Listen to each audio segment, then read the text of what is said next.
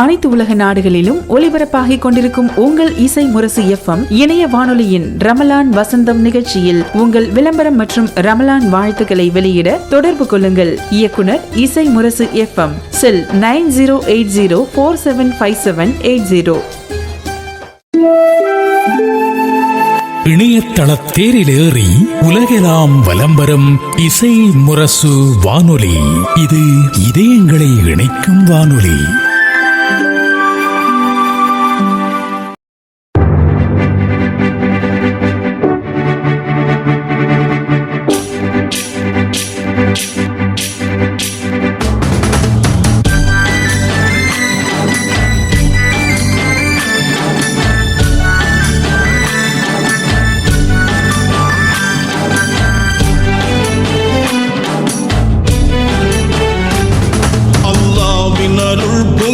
புனிதமான ரமலான், வல்லோனின் வரிசை ரஹ்மத்தெல்லாம் சொரியும் ரமலான். அல்லாஹ்வின் அருள் பொங்கும் புனிதமான ரமலான், வல்லோனின் வரிசை ரஹ்மத்தெல்லாம் சொரியும் ரமலான்.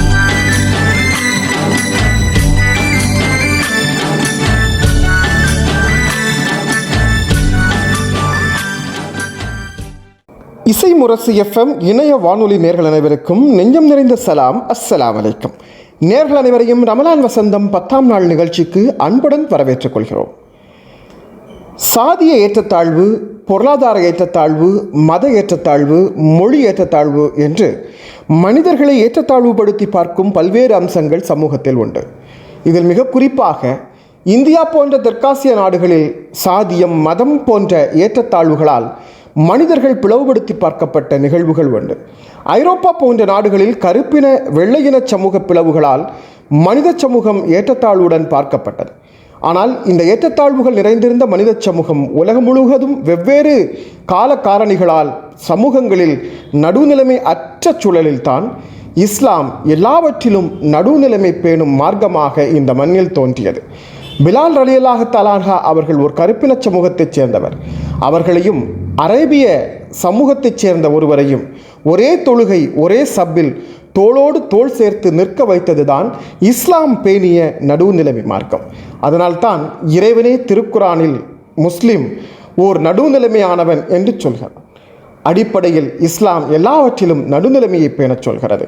இதோ முஸ்லிம் சமூகம் ஓர் நடுநிலை சமூகம் என்ற தலைப்பில் உரை தருகிறார் இன்றைய நல்ல வண்ணம் வாழலாம் பகுதியில் பேராசிரியர் மு. அப்துல் சமது அவர்கள்.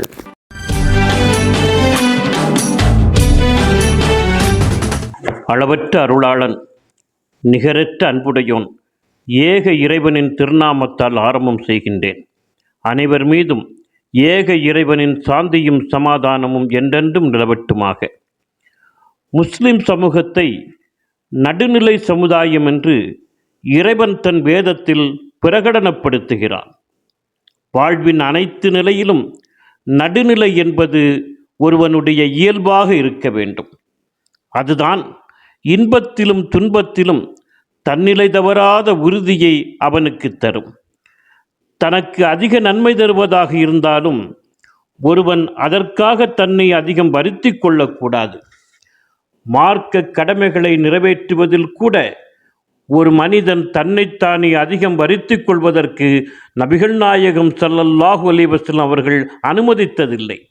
ஒரு வெள்ளிக்கிழமை மஸ்ஜிது நபவியில் பெருமானார் ஜும்மா உரை நிகழ்த்தி கொண்டிருக்கிறார்கள். அப்போது பள்ளிவாசலுக்கு வெளியே ஒருவர் நீண்ட நேரமாக வெயிலில் நின்று கொண்டிருப்பதை கவனித்த நபிகளார் அவரை பள்ளியினுள் வந்து அமரச் சொல்லுங்கள் என்று ஒரு தோழரிடம் கூறினார்கள். தோழர் அன்னாரிடம் கூறிய போது அவர், நான் இந்த ஜும்மாவில் வெயிலில் நின்று தொழுவதாக நேர்ச்சை செய்துள்ளேன் என்றார். அவர் கூறிய பதிலை தோழர் நபிகளாரிடம் கூறிய போது, நபிகளார், இப்படி இவர் தன்னை வருத்திக் கொள்வதை இறைவன் விரும்புவதில்லை, அவரை பள்ளியினுள் வந்து அமரச் செய்யுங்கள் என்று கண்டிப்புடன் கூறினார்கள். அதுபோன்றே முதியவர் ஒருவரும் அவரது மகனும் வெயில் உச்சம் காட்டும் பாலைவனத்தில் மிகுந்த சிரமத்துடன் நடைப்பயணம் செய்து கொண்டிருப்பதைக் கண்ட நபிகளார், உங்கள் பயணத்திற்கு ஒரு வாகனத்தை அமர்த்தி கொள்ளக்கூடாதா என்று கேட்டார்கள். அதற்கு அந்த முதியவர், நாங்கள் நடந்தே ஹஜ்ஜி பயணம் செய்வதாக நேர்ச்சை செய்துள்ளோம் என்றார். அதற்கு பெருமானார், வலிந்து நீங்கள் ஏற்றுள்ள துன்பத்தால் இறைவனை திருப்திப்படுத்த முடியாது, அது இறைவனுக்கு தேவையும் இல்லை. ஒரு வாகனத்தை ஏற்பாடு செய்து கொண்டு பயணத்தை தொடருங்கள் என்று கண்டிப்புடன் கூறினார்கள். இறைக்கடமைகளை நிறைவேற்றுவதில் கூட ஒருவர் தன்னைத்தானே அதிகமாக வருத்தி கொள்ளக்கூடாது என்ற வழிகாட்டுதலை தரும் இஸ்லாமிய மார்க்கம் மற்ற விஷயங்களில் தன்னை ஒரு மனிதன் அதிகமாக வருத்தி கொள்வதற்கு இடம் தரவில்லை என்பதை உணர வேண்டும். சொந்த வாழ்க்கை, பொது வாழ்க்கை இரண்டிலும் ஒருவர் தன் சுயம் சார்ந்த துன்பங்களை தாங்கிக் கொண்டு தான் கொண்ட நோக்கத்தை முன்னெடுத்து சென்றால் மாற்றங்கள் சாத்தியம் என்பதற்கு நபிகளார் வாழ்வில் சான்றுகள் நிரம்பி உள்ளன. இஸ்லாமிய வரலாற்றை தீர்மானித்த மகத்தான நிகழ்வு பத்ருப் போரில் முஸ்லிம்கள் கண்ட வெற்றி. இறை நம்பிக்கையாளர்களுக்கு இறைவன் வழங்கிய வெற்றி என்று அல்குர்ஆன் அதனை உயர்வாக பேசுகிறது. இந்த மாபெரும் வெற்றி நிகழ்ந்த காலத்தில் தனிப்பட்ட முறையில் பெருமானார் அனுபவித்த துயரங்களை நாம் அதிகம் பேசிக்கொண்டதே இல்லை. 1000க்கு மேற்பட்ட ஆயுதம் தாங்கிய வீரர்களுடனும் சகலவிதமான போர் ஆயத்தங்களுடனும் புறப்பட்டு வந்தது குறைசி கூட்டணி படை. அந்த பெரும்பான்மை படையை அதிக போர் பயிற்சியோ போதிய ஆயுதங்களோ ஏறு வாகனங்களோ இல்லாத 313 பேர்களை கொண்ட ஒரு சிறுபான்மை படைவை கொண்டு எதிர்கொள்ளக்கூடிய நிர்பந்தம் ஏற்பட்ட ஒரு பெரும் கலக்கத்துடன் பெருமானார் படை நடத்தினார்கள். அபூ சுஃபியானின் வியாபார கூட்டத்தை தடுத்து நிறுத்துவதில் வெற்றி அல்லது பத்ருப் போரில் வெற்றி, இரண்டில் ஒரு வெற்றியை உமக்கு நான் தருவேன் என்று இறைவன் தந்த உறுதி பெருமானாருக்கு பத்ருப் போரில் வெற்றி நிச்சயம் என்ற நம்பிக்கையை தந்தது. ஆனாலும் பத்ருக்களத்தில் அன்னலாரின் மனது மகிழ்வாக இல்லையே. மதினாவிலிருந்து பெருமானார் தலைமையில் படை புறப்பட்ட பின்னால் பனு கைனுகாப் எனும் யூத கூட்டத்தார் வாழுகின்ற கோட்டைக்குள் பால் விற்கச் சென்ற ஒரு அன்சாரி பெண் சில யூதர்களால் வன்கொடுமைக்கு ஆளாகினாள். அதனை தட்டி கேட்ட ஒரு அன்சாரியையும் அவர்கள் கொலை செய்து விட்டார்கள். பெருமானார் பத்ருப் போர்க்களத்தை எட்டிய போது இந்த துயரச் செய்தி பெருமானாரை எட்டியது. தனக்கும் தன் தோழர்களுக்கும் அடைக்கலம் கொடுத்த சமூகத்திற்கு நிகழ்ந்த அவலத்தை நினைத்து மிகுந்த மனவேதனை அடைந்தார்கள். போர் முடிந்து மதினா மீண்டவுடன் நடந்த கொடுமைக்கு உரிய நடவடிக்கை எடுக்க வேண்டும் என்ற தார்மீக பொறுப்பு முன்னின்ற போதுதான் வெந்த மனதில் வேதனை யானியாய் மற்றும் ஒரு தகவல் வந்து இறங்கியது.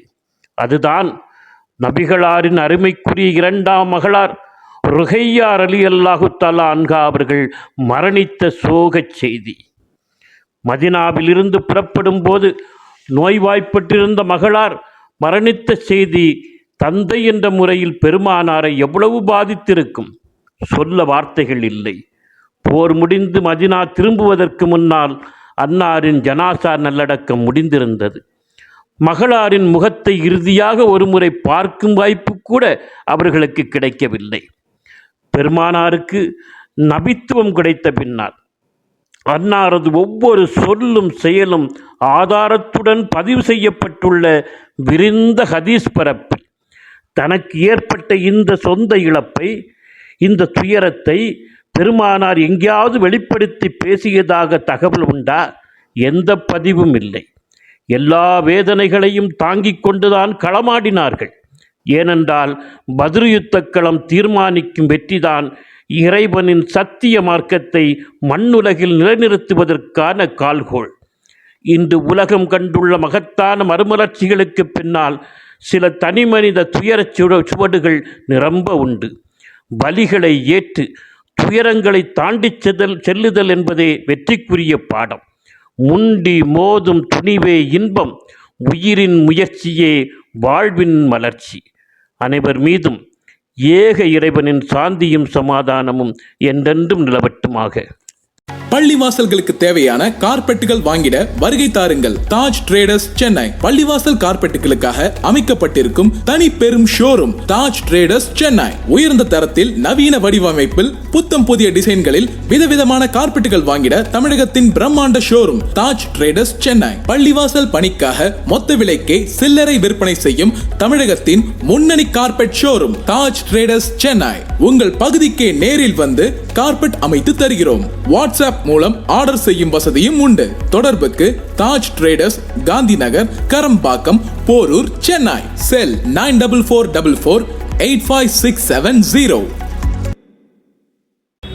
உரிமம் கோருவதற்கான அனுமதி இல்லாமல் யாரும் பயன்படுத்துவதற்கு ஏற்ப நம்முடைய படைப்புகளை வெளியிடுவதற்கு கிரியேட்டிவ் காமன்ஸ் என்று பெயர். பெரும்பாலான பாடல்கள் எழுதப்பட்டவரால், தயாரிக்கப்பட்டவரால், பாடப்பட்டவரால், இசையமைக்கப்பட்டவரால் உரிமம் கோரப்படும். சில பாடல்கள் இத்தகைய உரிமங்களுக்கு அப்பாற்பட்டதாக பல்வேறு காலகட்டங்களில் பல்வேறு கலைஞர்களால் வெவ்வேறு வடிவங்களில் பயன்படுத்தப்பட்டதாக இருக்கும். அவ்வாறு இஸ்லாமிய பாடல்கள் நிறைய பாடகர்களால் பயன்படுத்தப்பட்டிருக்கிறது. அதில் ஒன்றுதான் எல்லா எல்லைகளையும் கடந்து நிறைய பாடகர்களால் பாடப்பட்ட, வெவ்வேறு இசை வடிவங்களில் பாடப்பட்ட ஒரு அற்புதமான பாடல். வேந்தர் நபிகள் வசிக்கும் வீட்டில் விளக்கே தேவையில்லை. இந்த பாடலை கேட்க இசையே தேவையில்லை. அவ்வளவு அற்புதமான கருத்து செறிவு மிக்க பாடலை இசையில்லாமல் கேட்கலாம், வாருங்கள். வேந்தர் நபிகள் வசிக்கும் வீட்டில் விளக்கே தேவையில்லை. ஏந்தல் நபிகள் இருக்கும் இடத்தில் இரவே வருவதில்லை, இருளே வருவதில்லை. வேந்தர் நபிகள் வசிக்கும் வீட்டில் விளக்கே தேவையில்லை. ஏந்தல் நபிகள் இருக்கும் இடத்தில் இரவே வருவதில்லை, இருளே வருவதில்லை. திங்கள் நபிகள் உலவும் தெருவில் தென்றல் நடப்பதில்லை. சங்கை நபிகள் அங்கம் முன்னே தங்கம் ஜொலிப்பதில்லை. அண்ணல் நபிகள் அருகே இருந்தால், அண்ணல் நபிகள் அருகே இருந்தால் அத்தர் மணப்பதில்லை. கண்ணல் நபியின் கருத்தை சுவைத்தால் கரும்பும் இனிப்பதில்லை. வேந்தர் நபிகள் வசிக்கும் வீட்டில் விளக்கே தேவையில்லை. ஏந்தல் நபிகள் இருக்கும் இடத்தில் இரவே வருவதில்லை, இருளே வருவதில்லை. பூமான் நபியின் பொன்மொழி முன்னே புத்தகம் நயப்பதில்லை. கோமான் நபிகள் கூட நடந்தால் குடையும் தேவையில்லை. ஏகன் தூதர் குரலை கேட்டோர், ஏகன் தூதர் குரலை கேட்டோர் இசை ரசிப்பதில்லை. பாஹா நபியிடம் பழகிய குழந்தை தாயிடம் செல்வதில்லை. வேந்தர் நபிகள் வசிக்கும் வீட்டில் விளக்கே தேவையில்லை. ஏந்தல் நபிகள் இருக்கும் இடத்தில் இரவே வருவதில்லை, இருளே வருவதில்லை. வல்லல் நபிகள் வழங்கும் நேரம் வான்மழை பெய்வதில்லை. அள்ளி கொடுத்த கரத்தை பார்த்து ஆகாயம் சிவப்பதில்லை. வாசநபியின் வயிற்றை முழுதாய், வாசநபியின் வயிற்றை முழுதாய் உணவே பார்த்ததில்லை. காசிம் நபியின் வீட்டில் இருக்க காசுக்கு தகுதி இல்லை. வேந்தர் நபிகள் வசிக்கும் வீட்டில் விளக்கே தேவையில்லை. ஏந்தல் நபிகள் இருக்கும் இடத்தில் இரவே வருவதில்லை, இருளே வருவதில்லை. பட்டு பஞ்சு மெத்தை நபியை தொட்டும் பார்த்ததில்லை. ஒட்டு சட்டை அடைந்த நெருக்கம் ஒன்றும் பெறவில்லை. மன்னர் நபிகள் வசிக்கும் பேரை, மன்னர் நபிகள் வசிக்கும் பேரை மாளிகை பெறவில்லை. தன்னோடிருக்க ஏழ்மையை தவிர வசதியை விடவில்லை. வேந்தர் நபிகள் வசிக்கும் வீட்டில் விளக்கே தேவையில்லை. ஏந்தல் நபிகள் இருக்கும் இடத்தில் இரவே வருவதில்லை, இருளே வருவதில்லை. பெருமான் நபிகள் எழுதும் பேரு பேனா பெறவில்லை. உம்மி நபிகள் படிக்கும் பாக்கியம் நூற்கள் பெறவில்லை. அரபு மொழிக்கு கிடைத்த பெருமை, அரபு மொழிக்கு கிடைத்த பெருமை அயல் மொழி எதற்கும் இல்லை. 63 அடைந்த மகிமை அடுத்த என் எதற்கும் இல்லை. வேந்தர் நபிகள் வசிக்கும் வீட்டில் விளக்கே தேவையில்லை. ஏந்தல் நபிகள் இருக்கும் இடத்தில் இரவே வருவதில்லை, இருளே வருவதில்லை. அழகு என்று அவர்களுக்கு பின் யாரையும் சொல்வதில்லை. அழகு என்ற சொல்தான் உண்டு, அழகே எங்குமில்லை. முஹம்மது நபிகள் முகமலர் போன்று, முஹம்மது நபிகள் முகமலர் போன்று முன்னும் பின்னும் இல்லை. அவர்களைப் போல அவர்களை தவிர அகிலத்தில் யாரும் இல்லை. வேந்தர் நபிகள் வசிக்கும் வீட்டில் விளக்கே தேவையில்லை.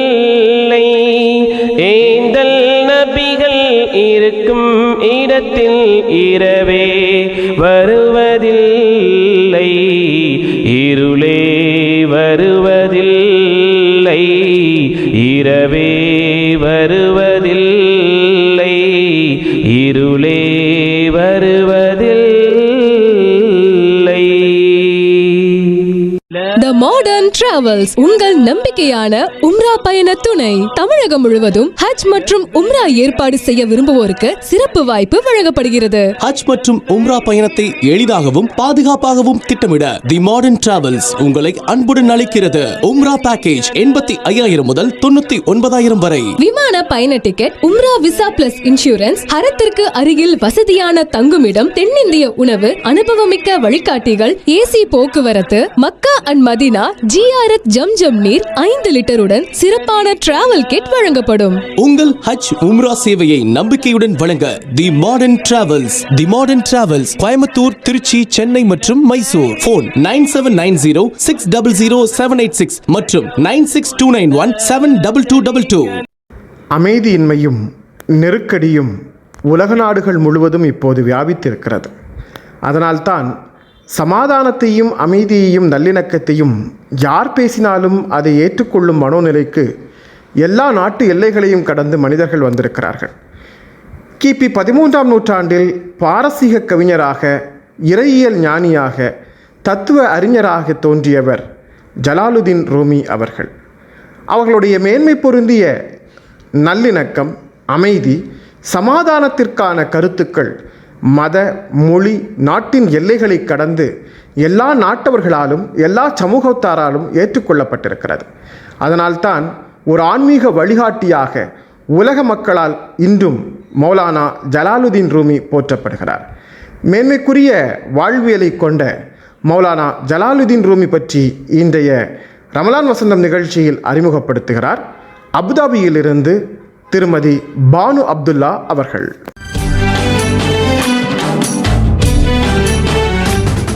அஸ்ஸலாமு அலைக்கும் வரஹ்மத்துல்லாஹி வபரகாத்துஹு. இசை முரசு இணைய வானொலி வழியாக ரமலான் வசந்த நிகழ்வின் மூலம் உங்களை சந்திக்க ஏற்பாடு செய்த அந்த அல்லாஹுக்கே எல்லா புகழும். கண்மணி நாயகம் ஸல்லல்லாஹு அலைஹி வஸல்லம் அவர்கள் மீது ஸலவாத்துக்குரியவளாக ஆரம்பம் செய்கின்றேன். இசை முரசு வானொலியின் மூலம் இந்த வாய்ப்பை ஏற்படுத்தி தந்த பேராசிரியர் அஸ்கர் சார் அவர்களுக்கும், அபுதாபி ஐமான் சங்கத்திற்கும், ஐமான் டிஜிட்டல் மீடியாவிற்கும் என் அன்பு கலந்த நன்றியை தெரிவித்துக் கொள்கின்றேன். முஸ்லிம் மாமனிதர்கள், உலக அளவில் புகழ்பெற்ற அறிவியலாளர்கள், படைப்பாளிகள், போராளிகள் என்ற தலைப்பின் கீழ் இஸ்லாமிய படைப்பாளர்களான ஜலாலுதீன் ரூமி அவர்களை பற்றி கலந்துரையாடல் செய்யலாம் என்று எண்ணுகின்றேன். ஜலாலுதீன் ரூமி இவர் ஒரு சூஃபி கவிஞர், தத்துவ ஞானி, ஒரு ஆன்மீக வழிகாட்டி. ஜலாலுதீன் ரூமி 1207ஆம் ஆண்டு பிறந்தார். இவர் ஒரு பாரசீக சூஃபி கவிஞர். ஜலாலுதீன் ரூமியின் தந்தை பஹாவுதீன் வலத் ஒரு பிரபலமான இஸ்லாமிய அறிஞர். இவர் ரூமி சிறு வயதிலேயே குர்ஆன் மற்றும் இஸ்லாமிய தத்துவங்களை முழுமையாக கற்றுக்கொண்டார். 16வது வயதில் கற்பித்தலை தொடங்கினார். இவருடைய வாழ்க்கை ஆன்மீக தேடல், காதல் மற்றும் இறை நேசத்தால் நிரம்பியுள்ளது. ஒரு நாள் ரூமியின் தந்தை மகனை அழைத்து, இறைவனை உணர நினைத்தால் புத்தகங்களை மட்டும் நீ படித்தால் போதாது, உணர்ச்சியையும் பயிற்சியையும் தேட வேண்டும் என்று கூறினார். இந்த வார்த்தைகள் ரூமியின் வாழ்க்கையை முழுமையாக மாற்றின. இதுதான் அவர் தன்னை ஒரு சாதாரண முல்லாவாக அல்லாமல் ஒரு ஆன்மீக தேடல் கொண்ட மனிதராக மாற செய்தது. இறைவனின் இருப்பை நிரூபித்த கதை. ஒரு நாள் ஒரு மனிதர் ரூமியை சந்தித்து இறைவன் எங்கிருக்கிறார் என்று கேட்டார். ரூமி ஒரு மெழுகுவர்த்தியை ஏற்றி அதை மனிதரின் முன்னால் வைத்தார். அவர் கேட்டார், இப்போது வெளிச்சம் எங்கு இருக்கிறது என்று. அதற்கு அந்த மனிதன், எல்லா திசையிலும் பரவியுள்ளது என்று கூறினார். ரூமி சிரித்து கொண்டே கூறினார், அதுவே இறைவன். நீ காண முடியாத அளவிற்கு அவர் எங்கும் இருக்கிறார். இறைவன் ஒரு குறிப்பிட்ட இடத்தில் இல்லை, அவர் அனைத்திலும் உள்ளார். உணர்வுகளின் மூலம் இறைவனை உணரலாம் என்று நிரூபித்தார்.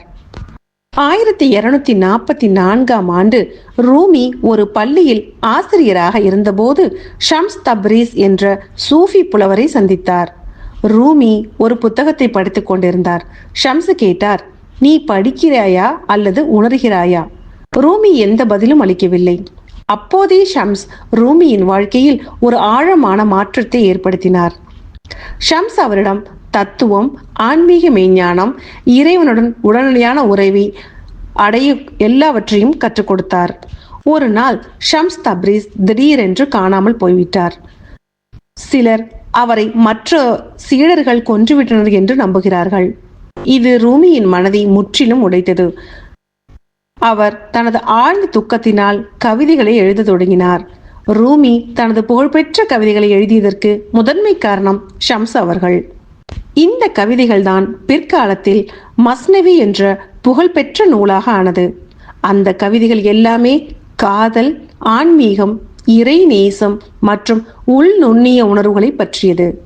அவருடைய பாடல்கள், கவிதைகள் மற்றும் தத்துவங்கள் இன்றும் உலகம் முழுவதும் பிரபலமாக உள்ளது.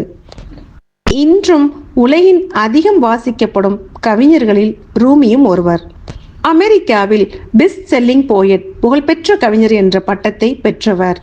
1273ஆம் ஆண்டு ரூமி இறப்பதற்கு முன்பு தனது சீடர்களிடம் கூறிய இறுதி வார்த்தைகள், என் மரணம் ஒரு சோக நிகழ்வு அல்ல, அது இறைவனுடன் சந்திக்கின்ற நாள் என்று கூறினார். அவருடைய இறப்பில் முஸ்லிம்கள், கிறிஸ்தவர்கள், யூதர்கள் என்று அனைவரும் சேர்ந்து அவரது உடலை மதித்து மரியாதை செலுத்தினர். ரூமியின் வாழ்க்கை தத்துவங்கள்: பகைமையே இல்லை, அன்பே வழி. அன்பே உன்னையும் அனைத்தையும் இணைக்கும் பாலம். உன் உள்ளம் உண்மையாக விரும்பும் விஷயத்தால் அமைதியாக இழுக்கப்பட்டு செல். நீ நினைப்பதை விட பெரியவன் நீ, ஆனால் அதை உணர மட்டும் தேவை. நீ ஏன் வெளியே தேடுகிறாய்? உன் தேடல் உன் உள்ளத்தில் இருக்கிறது. உன் உயிரை இசை போல ஆக்கிக்கொள், பிறகு உலகம் உன்னை நேசிக்கும்.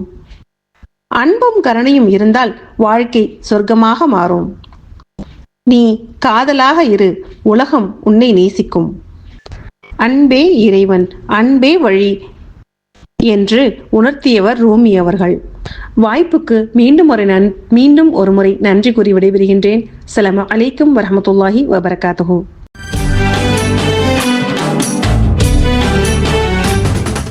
விண்ணையும் விண்மீனையும், கடலையும் காற்றையும், பூமியையும் சூரியனையும் அறிந்து கொள்ள அறிவியல் கல்வி வேண்டுமா, மார்க்க கல்வி போதுமா என்று கேட்டால் நாமெல்லாம் விஞ்ஞானத்தை அறிந்து கொள்ள அறிவியல் கல்வி வேண்டும், அறிவியலில் ஆழக்கால் பட்டிருக்க வேண்டும் என்று சொல்வோம்.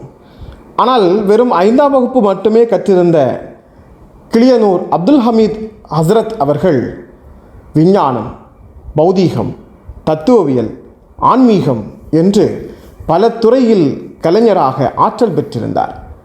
அறிவியலின் தத்துவங்களை, உண்மைகளை திருக்குரான் வழியாக ஆராய்ந்து உலகத்திற்கு வெளிப்படுத்தினார். இத்தகைய ஆற்றல்கள் ஆலிம்களுக்கு மட்டுமே சாத்தியம். இதோ தாஜுல் உலமா பகுதியில் இன்று கிளியனூர் ஹசரத் அப்துல் ஹமீத் குறித்து நம்மோடு பகிர்ந்து கொள்கிறார் தஞ்சாவூர் அவனியாபுரம் JMK அரபிக் கல்லூரியின் பேராசிரியர் அகமது ஃபாசில் மன்பகி அவர்கள்.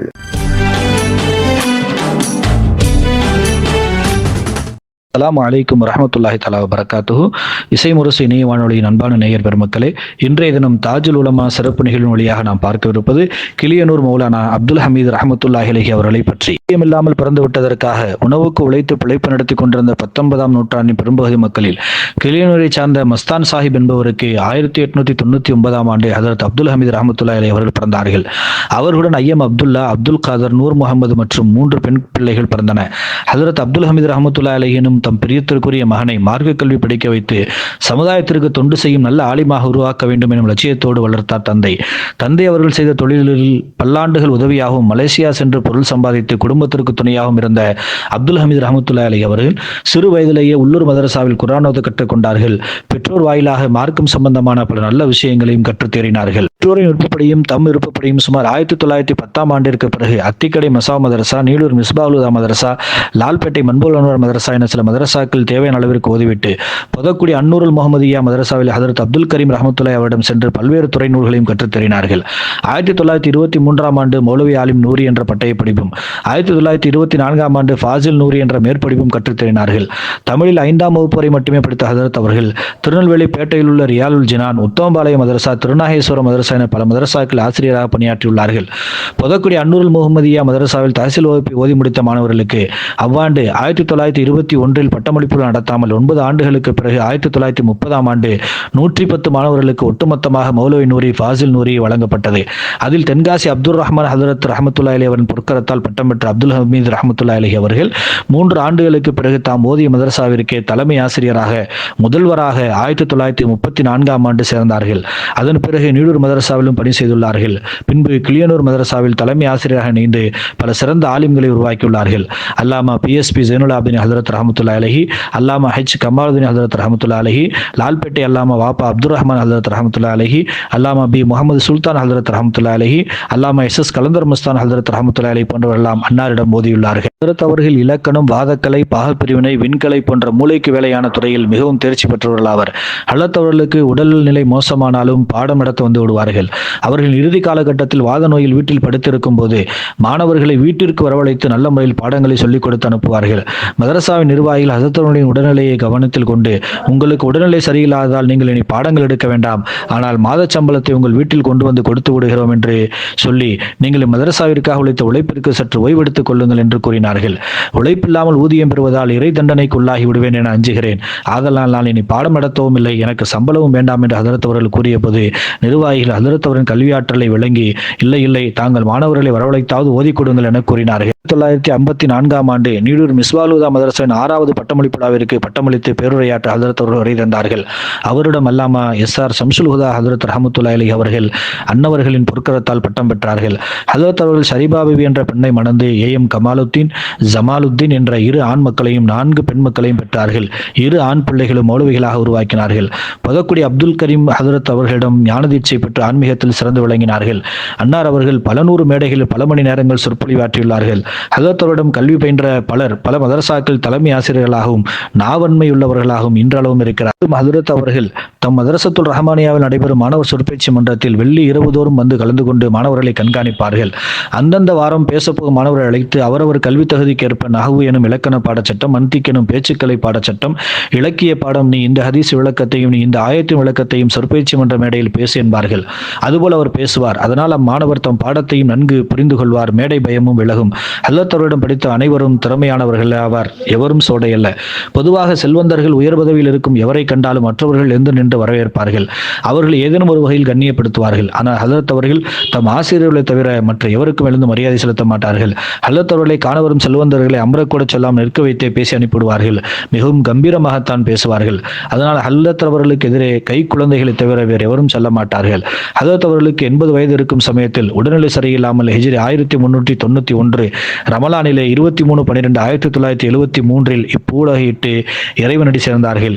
கிளியனூர் பகுதி ஞான குருவாக திகழ்ந்த ஹதரத் அவர்கள் நீருலக வாழ்க்கை இறைவன் கபூல் செய்வானாக.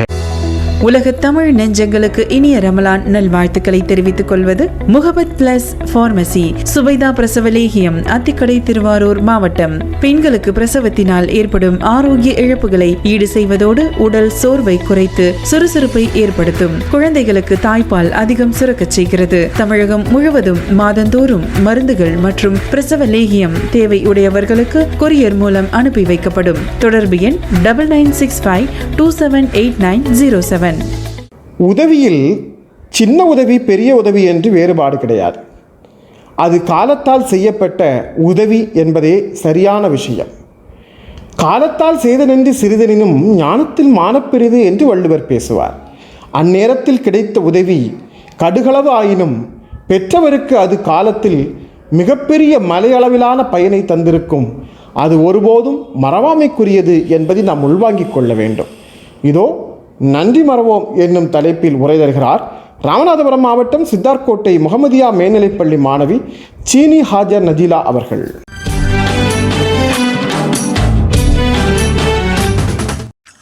இசைமுரசு FM இணைய வானொலி நேயர்கள் அனைவருக்கும் அஸ்ஸலாமு அலைக்கும் வரஹ்மத்துல்லாஹி வபரகாத்துஹு. நான் உங்கள் ரசீனி ஹாஜர் நஜ்லா, 11ஆம் வகுப்பு முகமதியா மேல்நிலைப்பள்ளி, சித்தார்கோட்டை, ராமநாதபுரம் மாவட்டம். இன்னல் ஹம்துலில்லாஹ் நஹ்மதுஹு வ நஸ்தஈனுஹு வ நஸ்தஃபிருஹு வ நஊது பில்லாஹி மின் ஷுரூரி அன்ஃபுஸினா வ மின் ஸய்யிஆத்தி அஅமாலினா. மை யஹ்தியல்லாஹு ஃபலா முதில்ல லஹு வ மன் யுضلل ஃபலா ஹாதிய லஹு. அஷ்ஹது அன் லா இலாஹ இல்லல்லாஹ் வ அஷ்ஹது அன்ன முஹம்மதன் அப்துஹு வ ரசூலுஹு. அம்மா பாத்.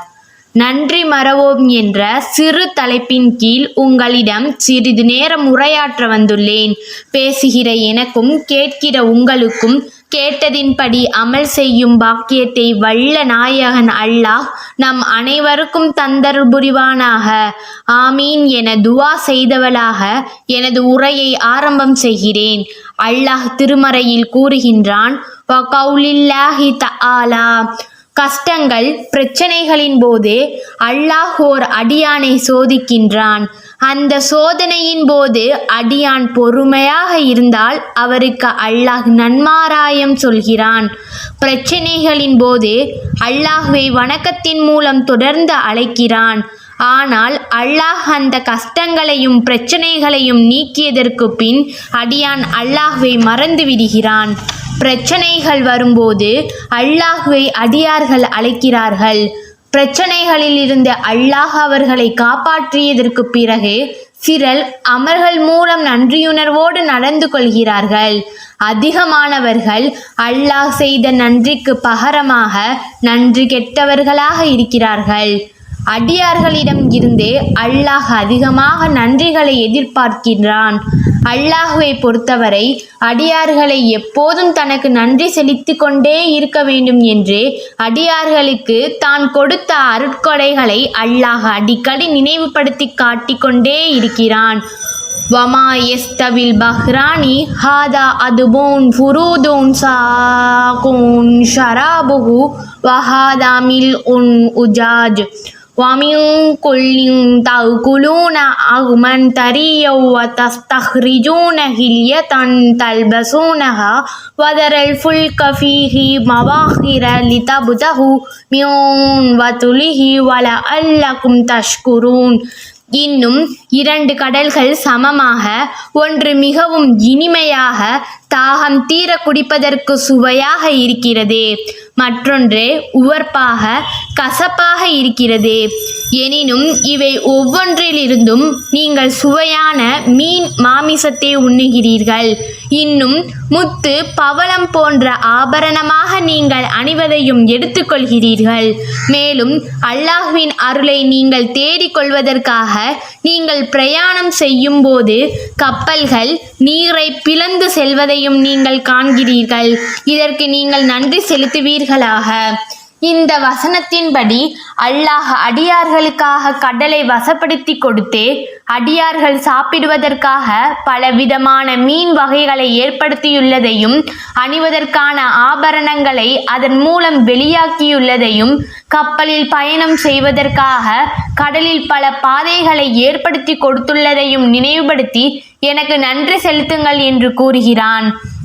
ஃபகுலு மிம்மா ரஸககுமுல்லாஹு ஹலதன் தய்யிபன் வஸ்குரூன நிஅமத்தல்லாஹி இன் குன்தும் இய்யாஹு நஅ்புதூன். முஹ்மின்களே, அல்லாஹ் உங்களுக்கு அளித்துள்ளவற்றிலிருந்து ஹலாலான நல்லவற்றையே நீங்கள் புசியுங்கள். நீங்கள் அவனையே வணங்குபவர்களாக இருப்பின் அல்லாஹ்வின் அருட்கொடைக்கு நன்றி செலுத்துங்கள் என்று கூறி எனது உரையை முடித்துக் கொள்கிறேன். வாஹித் தௌவானா அல்ஹம்துலில்லாஹி ரப்பில் ஆலமீன். அஸ்ஸலாமு அலைக்கும் வரஹ்மத்துல்லாஹி வபரகாத்துஹு.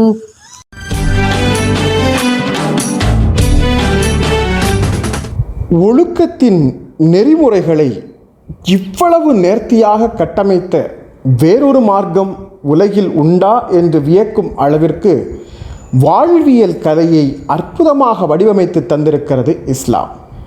ஏனென்றால் பார்வை கூட நம்மை தவறான வழியில் நடத்த செய்துவிடும் என்பதால் பார்வைக்கு முன்பே உங்கள் பார்வைகளை தாழ்த்தி கொள்ளுங்கள் என்று இஸ்லாம் வலியுறுத்துகிறது.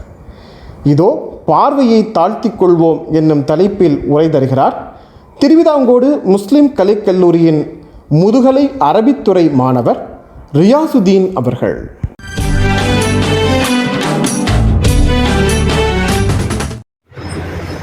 அஸ்ஸலாமு அலைக்கும் வரஹ்மத்துல்லாஹி வபரகாத்துஹு.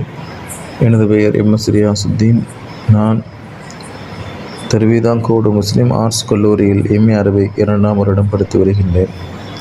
இன்று நாம் இந்த செய்தியினூடாக பார்வையை தாழ்த்துவது சம்பந்தமான விஷயங்களை பார்க்க வருகின்றோம். அல்லாஹு தஆலா சூரத்து நூரிலே இவ்வாறு கூறுவான், மா ஸகா மின்கும் மின் அஹதின் வலாகின் அல்லாஹு யுஸக்கி மன் யஷா. உங்களில் யாரும் தங்களை தாங்களே பரிசுத்தப்படுத்திக் கொள்ள முடியாது. வலாக்கின் அல்லாஹ் யுஸக்கி மன் யஷா, என்றாலும் அல்லாஹ் தான் பரிசுத்தப்படுத்துகிறான் என்பதாக இந்த திருவசனம் குறிப்பிடுகின்றது. இந்த உலகத்திலே ஒரு மனிதன் தன்னுடைய உள்ளத்தை சீர்திருத்திக் கொள்வானேயானால், தன்னுடைய உள்ளத்தை பரிசுத்தப்படுத்திக் கொள்வானேயானால், அவன் எல்லா வளமும் நலமும் பெற்று எல்லா விதமான ஹராமான தவறான காரியங்களில் இருந்து தன்னை தற்காத்து கொள்ள முடியும் என்பதாக ஒரு ஹதீஸ் கூறுகின்றது. இந்த தஸ்கியத்துன் நஃப்ஸை, உள்ளத்தை பரிசுத்தப்படுத்தக்கூடிய இந்த தன்மை என்பதை நாம் எவ்வாறு அடைந்து கொள்ளலாம் என்று நாம் குர்ஆனிலே பார்க்கும் பொழுது, அதே வசனத்தில் அல்லாஹ் தஆலா இந்த பெண்களுக்கான ஹிஜாபுடைய வசனத்தை குறிப்பிடும் பொழுது, முதலில் அல்லாஹ் தஆலா பெண்களுக்கு ஹிஜாபுடைய விஷயத்தை கூறுவதற்கு முன்பாக ஆண்களை தங்களுடைய பார்வைகளை தாழ்த்தி கொள்ளுமாறு எச்சரிக்கின்றார். சூரத்து நூரில் அல்லாஹ் தெளிவாக கூறுவான், குல்லில் முஃமினீன யகுது மின் அப்சாரிஹிம் வ யஹ்ஃபது ஃபுரூஜஹும். நபியே, நீங்கள் அந்த மூமினான ஆண்களுக்கு கூறுங்கள், அவர்கள் தங்களுடைய பார்வைகளை தாழ்த்தி கொள்வார்கள், இன்னும் தங்களுடைய அபயங்களை, தங்களுடைய கற்பொழுக்கத்தை பாதுகாத்துக் கொள்வார்கள். தாலிக அஸ்காலஹும், இதுதான் அவர்கள் பரிசுத்தப்படுத்துவதற்கான, அவர்கள் தங்களை தாங்களே பரிசுத்தப்படுத்திக் கொள்வதற்கான ஒரு வழி என்பதாக அல்லாஹ் தஆலா சொல்லித் தருகின்றார். இதைத்தான் சூஃபியாக்கள், ஞானம் உடையவர்கள் கூறுவார்கள், ஒரு மனிதனுடைய உள்ளத்திற்கும் கண்ணிற்கும் இடையே மிகுந்த தொடர்பு இருக்கின்றது. நாம் செய்யக்கூடிய தவறான எல்லா காரியங்களும் நம்மளுடைய உள்ளத்தில் உதித்து அதற்குரிய பிளானை நாம் செய்து அந்த பாவத்தை செய்கின்றோம் என்று சொன்னால், அதற்குரிய ஒரு வழியாக, மன்ஃபதாக கண் இருக்கின்றது என்பதாக சொல்லித் தருவார்கள். நாம் எப்பொழுது கண்ணை பாதுகாத்து கொள்வோமோ, நாம் அநேக தவறான ஹராமான காரியங்களை செய்வதை விட்டும் நம்மை நாம் தற்காத்து தஸ்கியத்துன் நஃப்ஸ் என்று சொல்லப்படக்கூடிய ஒரு விஷயத்தை அடைந்து கொள்ளலாம். அல்லாஹ் தஆலா ஆண்களுக்கு எவ்வாறு பார்வைகளை தாழ்த்தி கொள்ள சொல்கின்றானோ, அதே போன்று தான் பெண்களுக்கு அடுத்த வசனத்திலே ஹிஜாபுடைய விஷயத்தை பற்றி கூறும் பொழுதும் அவர்கள் ஹிஜாப் அணிய வேண்டும் என்ற கட்டளைக்கு முன்பாகவே அல்லாஹ் தஆலா பெண்களுக்கும் இதே கட்டளையை போடுகின்றான். வகுல் லில் முஃமினாத்தி யகுதுல்ன மின் அப்சாரிஹின்ன வ யஹ்ஃபதுன ஃபுரூஜஹுன்ன. அவர்கள், இந்த முஃமினான பெண்கள் தங்களுடைய பார்வைகளை தாழ்த்தி கொள்ள நபியை நீங்கள் ஏவுங்கள் என்று கூறுகின்றான். இப்போ ஹிஜாபினுடைய முக்கிய நோக்கமே பார்வைகளை தாழ்த்தி கொள்வதாக இருக்கின்றது. ஹிஜாபினுடைய நோக்கம் என்பது ஒரு மனிதன் தன்னுடைய கற்பொழுக்கத்தை பாதுகாத்துக் கொள்வது, தன்னை ஹராமான செயல்களை விட்டும் தடுத்து கொள்வது. இதற்கு ஹிஜாப் ஒரு காரணமாக இருப்பதை போன்று கல்லுல் பஸ்ர் என்று சொல்லப்படக்கூடிய பார்வையை தாழ்த்துவதும் ஒரு காரணமாக இருக்கின்றது. பார்வையை தாழ்த்தி கொண்டாலே போதும், அநேகமான ஹராமான செயல்களிலிருந்து நாம் தப்பித்துக் கொள்ளலாம். இதைத்தான் நாயம் ஸல்லல்லாஹு அலைஹி வஸல்லம் அவர்கள் ஒரு ஹதீஸிலே அலி ரலியல்லாஹு அன்ஹு அவர்கள் கேட்கக்கூடிய சமயத்தில் இவ்வாறு கூறுவார்கள். அலி ரலியல்லாஹு அன்ஹு அவர்கள் கேட்பார்கள், நாயகமே, திடீரென்று ஒரு தவறான பார்க்கக்கூடாத அந்நிய பெண்களின் மீது நம்மளுடைய பார்வை பட்டுவிட்டால், அல்லது தவறான ஒரு விஷயங்கள் மீது பார்வை பட்டுவிட்டால், அந்த பார்வையினுடைய விளக்கம் என்ன, சட்டம் என்ன என்று கேட்கும் பொழுது ஹதரத் நாயகம் ஸல்லல்லாஹு அலைஹி வஸல்லம் சொல்லித் தருவார்கள், இஸ்ரிஃப் பஸரக இன்னலக்கல் உலா வலைசத் லக்க சானியா. அப்படி தவறான ஒரு விஷயத்தின் பக்கம் பார்வை பட்டுவிட்டால் உங்களுடைய பார்வையை திருப்பிக் கொள்ளுங்கள். என்று சொன்னால், திடீரென்று பற்ற அந்த பார்வை, அதை பற்றி அல்லாஹ் தஆலா குற்றம் பிடிக்க மாட்டான். மீண்டும் நீங்கள் பார்த்தீர்கள் என்று சொன்னால் அதற்கு குற்றம் இருக்கின்றது, பாவம் இருக்கின்றது என்பதாக ஸல்லல்லாஹு அலைஹி வஸல்லம் அவர்கள் ரொம்ப தெளிவாக சொல்கின்றார்கள். பார்வையை தாழ்த்தி கொள்வதன் மூலமாக அநேக பலன்கள் இருக்கின்றது. அமலின் மீது ஆர்வம் ஏற்படும், உள்ளத்திலே ஒரு பிரகாசம் நூறு ஏற்படும். அதே போன்று கல்வியிலே, அறிவிலே பரக்கத்து ஏற்படும். இப்படி அநேகமான பலன்கள் பார்வையை தாழ்த்தி கொள்வதில் இருக்கின்றது. எனவே ஆணாயினும் சரி, பெண்ணாயினும் சரி, அவர்கள் தங்களுடைய ஹராமான விஷயங்களை விட்டும் பாதுகாத்து கொள்ள வேண்டும் என்று சொன்னால் தங்களுடைய பார்வைகளை தாழ்த்தி கொண்டாலே அவர்களுக்கு அநேக பாதுகாப்பும் ஹராமான விஷயங்களை விட்டு தவிர்த்து கொள்வதற்கான ஒரு வழியும் கிடைத்துவிடும் என்பதை கூறிக்கொண்டு முடித்துக் கொள்கின்றேன். அஸ்ஸலாமு அலைக்கும் வரஹ்மத்துல்லாஹி வபரகாத்துஹு. ஹோட்டல் ரிஃபாயா ராமநாதபுரம் மற்றும் கொடைக்கானல். உங்கள் குடும்பத்துடன் வந்து தங்கி மகிழ குறைந்த கட்டணத்தில் உயர்தரமான ஹோட்டல், ஸ்டார் ஹோட்டல் அந்தஸ்தில் அனைத்து நவீன வசதிகளுடன் கூடிய supreme rooms, deluxe rooms, family shoot, family lodge என உங்கள் தேவைக்கேற்ப அறைகள் அனைத்தும் ஏசி வசதிகளுடன் தினசரி வாடகைக்கு கிடைக்கும். அறை முன்பதிவு செய்ய அணுகவும் ஹோட்டல் ரிஃபாயா, பேருந்து நிலையம் மற்றும் ரயில் நிலையம் அருகில் வண்டிக்கார தெரு, ராமநாதபுரம். செல் 9786770033. ஹோட்டல் ரிஃபாயா, பேருந்து நிலையம் பின்புறம், அந்தோனியார் தெரு, கொடைக்கானல். செல் 8778759594. இணையதளம் www.hotelrifaya.in. இனிப்பு சுவையுடையது என்றாலும் அளவுக்கு மீறினால் இனிப்பும் திகட்டிவிடும். காரம் ஓர் கடுவளவு அதிகரித்தாலும் சுவைக்க முடியாமல் போய்விடும். உப்பு இல்லா பண்டம் குப்பையிலே, உப்பு அதிகரித்தால் துப்பி விடுவோம்.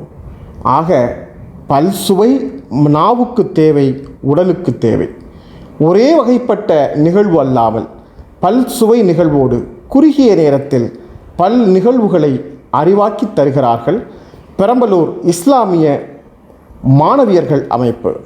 இதோ பெரம்பலூர் இஸ்லாமிய மாணவியர் அமைப்புகள் சேர்ந்தவர்கள் தரும் பல்சுவை நிகழ்ச்சி.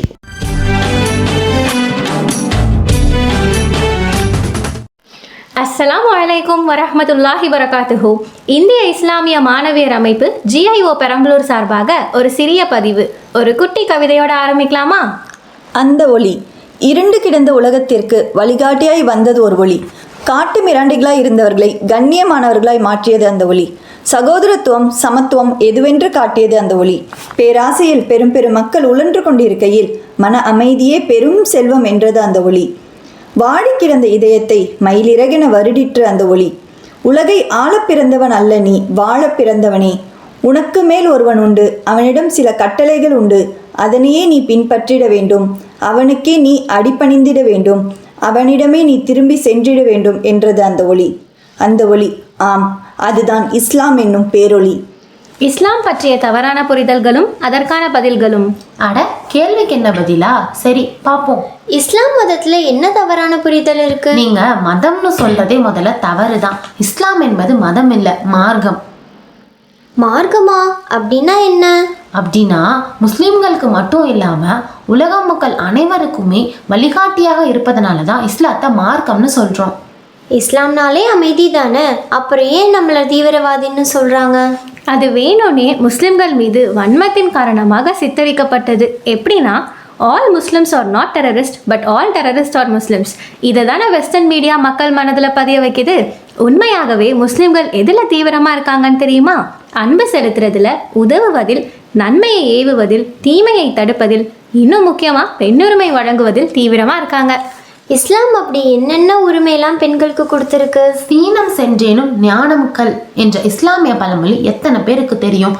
இஸ்லாம் பெண்களுக்கு பூரண கல்வி கற்கும் உரிமையை கொடுத்துருக்கு. சொத்துரிமையை பெண்களுக்கு முதல்ல கொடுத்ததே இஸ்லாம் தான். வறுமைக்கு பயந்து பெண் குழந்தைகளை கொல்ற காலகட்டத்திலேயே பெண் குழந்தை ஒரு அருட்கொலைன்னு இஸ்லாம் சொல்லுது. இவ்வளோ ஏன், குர்ஆன்ல முதல்ல இறங்கின வசனமே இக்ரா பிஸ்மி ரப்பிக் அல்லதி ஹலக், ஓதுவீராக இறைவனின் திருநாமத்தை கொண்டு அப்படின்னு தான் இருக்கு. இப்படி உரிமை இருக்குன்னு சொல்றீங்க, அப்புறம் ஏன் முஸ்லீம் பெண்களுக்கு சீக்கிரமா கல்யாணம் பண்றாங்க? நீங்கள் புரிஞ்சுக்க வேண்டிய விஷயம் என்னன்னா, திருமணம் அப்படிங்கிறது பெண்களோட ஃப்ரீடமை ரெஸ்ட்ரிக்ட் பண்ணுறது கிடையாது. மாறாக திருமணம் என்பது பார்வையை தாழ்த்துது, தவறு செய்வதிலிருந்து நம்மளை தடுக்குது, இன்னும் கண்ணியமான முறையில் வாழ வைக்குது. குர்ஆன் என்ன சொல்லுதுன்னா, உங்களிலிருந்தே உங்கள் துணைவியரை படைத்தோம், நீங்கள் அமைதி பெறும் பொருட்டுக்காக. ஒரு பொண்ணுக்கு தன்னுடைய வாழ்க்கை துணையை தேர்ந்தெடுக்கவும் இஸ்லாம் உரிமை கொடுத்துருக்கு. ஓ சூப்பர். எனக்கு இன்னொரு சந்தேகம் இருக்கு. அப்போ முஸ்லிம் பெண்கள் வேலைக்கு போக அனுமதி இருக்கா? ஏன் இல்லை? முகமது நபி ஸல்லல்லாஹு அலைஹி வஸல்லம் அவங்களோட மனைவியான கதீஜா ரலியல்லாஹு அன்ஹு அந்த காலத்திலேயே வணிகத்தில் சிறந்த பெண்ணாக இருந்திருக்காங்க. அதோட நம்ம யூனிவர்சலாக பேசிக்கிட்டு இருக்க இஸ்லாமிய பெண்களுக்கான ஒரு இம்பார்ட்டன்ட் ஐடென்டிட்டியாக இருக்கிற ஹிஜாபே ஒரு பொண்ணு வெளியே போகணும்னு கொடுத்துருக்க உடை தான். ஒரு பொண்ணு வேலைக்கு போகிறதும் போகாததும் அது அவங்களோட தனிப்பட்ட விருப்பமே தவிர மார்க்கத்தின் தடை கிடையாது. நபி ஸல்லல்லாஹு அலைஹி வஸல்லம் அவங்க ஒரு பெண் இத்தா காலத்தில் இருக்கும்போது கூட அவளுக்கு பொருளாதார உதவி செய்ய ஆள் இல்லைன்னா அவளே வேலைக்கு போகலாம் தான் நபி அவங்க அனுமதி கொடுத்துருக்காங்க. பொதுவாகவே மக்கள் கிட்ட 1400 வருஷத்துக்கு முன்னாடி தான் இஸ்லாம் தோன்றினதாகவும் முகமது நபி தான் முஸ்லிம்களின் கடவுள்ன்ற கருத்து இருக்கே, அதை பற்றி ஒரு தெளிவு கொடுக்க முடியுமா? ஆதம் அலைஹிஸ்ஸலாம் அவர்கள் இறைவனால் அனுப்பப்பட்ட முதல் மனிதர், முதல் இறைத்தூதர். இஸ்லாம் என்ற இனிமையான மார்க்கம் ஆதம் அலைஹிஸ்ஸலாம் காலத்திலேயே தோன்றிடுச்சு. கால மாற்றங்களில் மக்கள் வழி தவறி போயிட்டாங்க. அவங்கள நேர்வழிப்படுத்துறதுக்காக இறைவன் எல்லா சமூகத்திற்கும் தூதர்களை அனுப்புனான். அந்த வகையில் உலகத்துக்கு ஒரு அருட்கொடையாக முஹம்மது நபி ஸல்லல்லாஹு அலைஹி வஸல்லம் அவர்களை இறுதி தூதராக அல்லாஹ் அனுப்புனான். உலக மக்கள் அனைவருக்கும் ஒரு முன்மாதிரி. அவர் இறைவன் கிடையாது, அவர் இறைவனின் தூதர். இறைவன் அல்லாஹ் ஒருவனே. இப்படி மனிதர்களை நேசிக்கிற இறைவனான அல்லாஹ் பற்றி கொஞ்சம் சொல்லுங்களேன். சொல்றேன். அல்லாஹ் ஒருவனே. அவன் எவரிடத்தும் எத்தேவையும் அற்றவன். அவன் யாராலும் பெறப்படவும் இல்லை, யாரையும் பெற்றெடுக்கவும் இல்லை. மேலும் அவனுக்கு நிகரானவர் எவருமே இல்லை. இன்னும் அல்லாஹ் சொல்றான், என்னுடைய கருணை என் கோபத்தை மிஞ்சிவிட்டது. அல்லாஹ் தாயை விட 70 மடங்கு கருணை உள்ளவன். ஆனா இவ்வளோ கருணை உள்ள அல்லாஹ்க்கு நம்ம என்ன பண்றோம்? அவன் சொன்ன கட்டளைகளை பின்பற்றுறோமான்னு யோசிக்கணும். சுபஹான் அல்லாஹ், என்னையவே யோசிக்க வச்சுட்டீங்களே. இவ்வளோ விஷயங்களும் எங்கே கற்றுக்குறீங்க? கேர்ள்ஸ் இஸ்லாமிக் ஆர்கனைசேஷனில் தான் கற்றுக்குறோம். இன்ஷா அல்லாஹ் நீங்களும் வந்து கற்றுக்கோங்க. அஸ்ஸலாமு அலைக்கும் வரஹ்மத்துல்லாஹி வரகாத்துஹு.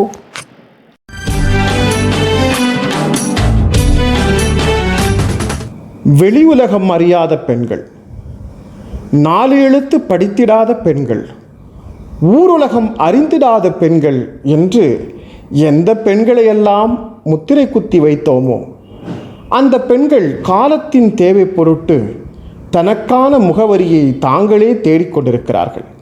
கணவனை இழந்தவர்கள், கணவனால் கைவிடப்பட்டவர்கள், பிள்ளைகளை காப்பாற்ற வேண்டும் என்ற நிலையில் வந்தபோது ஊர் பெயர் அறிந்து, 4 எழுத்து அறிந்து, தன்னையும் ஓர் சமூகத்தின் அடையாளமாக முன்னிலைப்படுத்தி நிறைய வேலைகளை செய்திருக்கிறார்கள். அப்படி உணவகங்கள் அமைத்த பெண்களை இப்போதும் பார்க்கிறோம். அப்படி கடைகண்ணிகள் வைத்திருக்கிற பெண்களை இப்போதும் பார்க்கிறோம். வெறும் தண்ணிக்குடம் சுமந்து பிள்ளைகளை காப்பாற்றி திருமணம் முடித்து கொடுத்து அவர்கள் வாழ்க்கைக்கு தேவையான அனைத்தையும் சேமித்து வைத்த பெண்களையும் பார்த்திருக்கிறோம். அப்படி ஒரு பெண்தான் அசீசா அம்மாள். வாழ்நாள் முழுக்க பொழுது விடிந்தால் அடையும் வரை தண்ணிக்குடம் சுமந்தே தன் வாழ்க்கையை கடந்தவள். இன்னும் கடக்க முடியாமல் நம் மனதில் நிலை நிற்பவள். இதோ எழுத்தாளர் முதுவை சம்சுல் ஹுதா பானு அவர்கள் இன்றைய நம்ம ஊர் நம்ம மக்க பகுதியில் அறிமுகப்படுத்துகிறார் அசீசா அம்மாவை.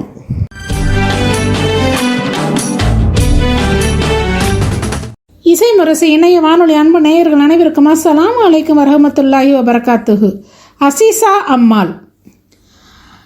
அடே சைனம்ப, அடியே பறக்காத்து, ஏ சாலிமா பெரியம்மா, எப்பா செல்வி, எம்மா மயிலம்மா, ஓடியாங்க ரோட்டு பைப்பில் தண்ணி வந்துருச்சு, வீட்டுக்கு 4 குடம் பிடிங்க, மேற்கொண்டு தண்ணி வந்தால் திரும்ப தண்ணி ஒத்த குடம் பிடிங்கம்மா. இந்த முழுசு புள்ள அப்போ வீட்டில் இருந்ததே இன்னைக்கு தண்ணி வருஷ ஆரம்பிக்குது, வாங்க.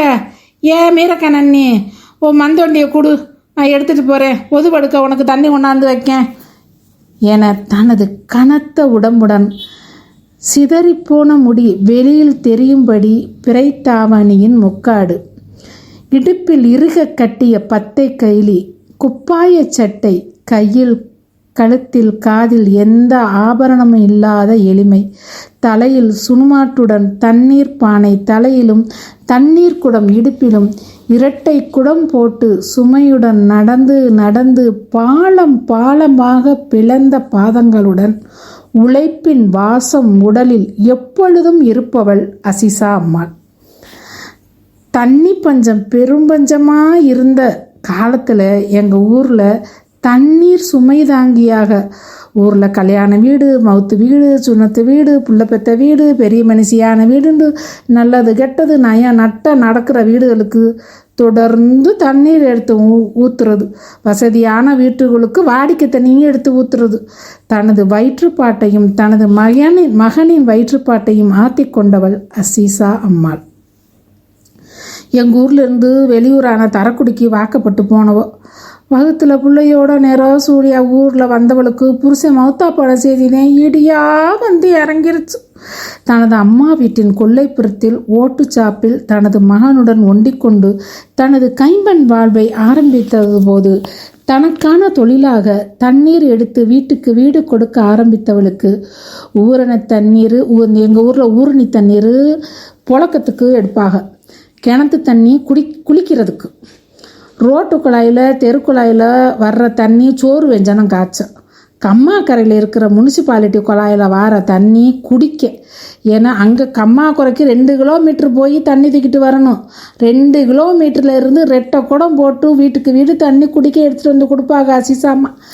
என தேவைக்கு ஏற்ப வீடுகளுக்கு தண்ணீர் எடுத்து கொடுத்து தனது கருமாயப்பட்ட வாழ்வில் தனது மகனை பாசத்துடன் வளர்த்தாள் அசிசாம்மாள். தன்மானத்துடன் யார் தயவும் இல்லாமல் வாழ பழகி கொண்டாள். அழுகிற குழந்தையிடம் அசிசாமா வருது அப்படின்னு சொன்னால் போதும், கப்பு சிப்புண்டு வாயை மூடிருங்க பிள்ளைய.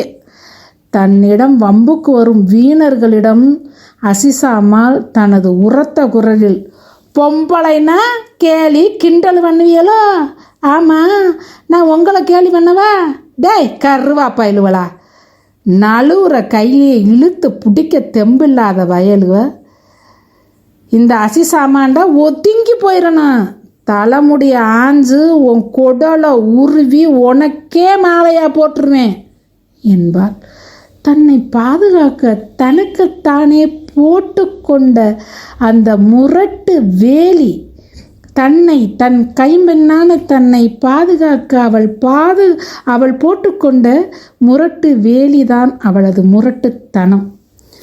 மவுத்தான வீட்டுக்கு மையம் குளிப்பாட்டுற தண்ணி எடுத்து கொடுத்தா எந்த காசும் எந்த கூலியும் வாங்க மாட்டாள். ஊரில் வயதான நன்னிமாருக ஒதுவெடுக்க தண்ணி எடுத்து கொடுத்தா அந்த தண்ணிக்கு வெகுமதி வாங்கவே மாட்டான். ஒரு முறை பஸ்ஸில் ஏறினவங்க அந்த அசிசாமா ஏறினப்போ ஒரு வயதான ஒருவர் ஓடி வர்றாரு.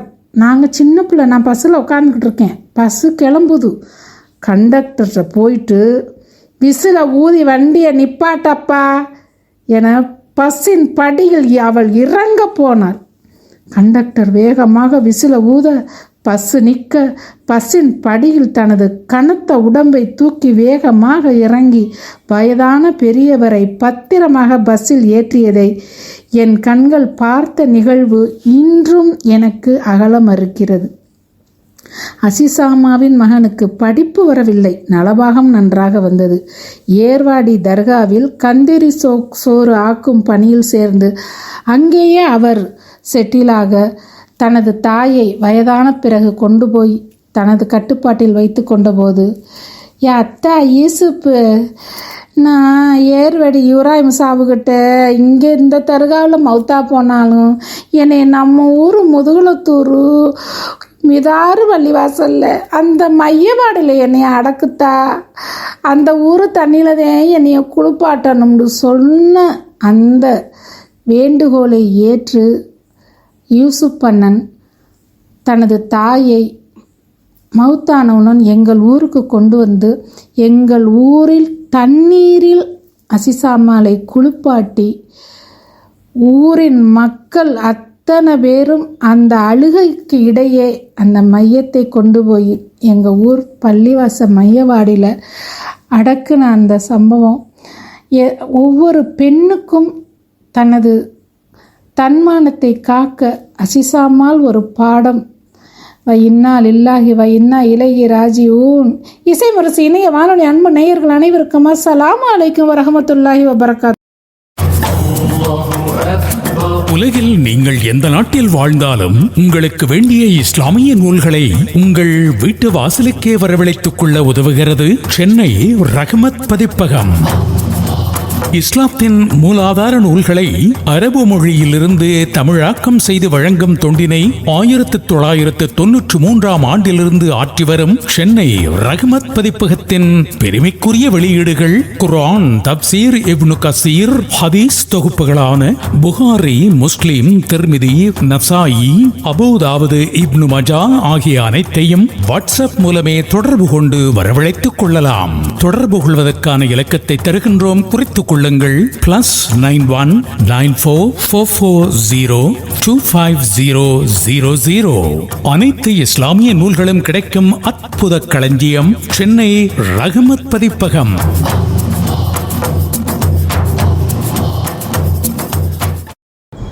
ஒரு மீட்டருக்கும் குறைவான நீளமுடையதுதான் நாவு. அந்த நாவை முறையாக பயன்படுத்தினால் உலகை அளந்து விடலாம். தவறாக பயன்படுத்தினால் வாழ்க்கையை தொலைத்து விடலாம். நாவ் மிகவும் கவனமாக கையாளப்பட வேண்டியது. இதோ நாவை பேணுவோம் என்னும் தலைப்பில் குளச்சல் ஓரியன் மெட்ரிக் பள்ளி மாணவி ஷிஃபானா உரை தர வருகிறார்.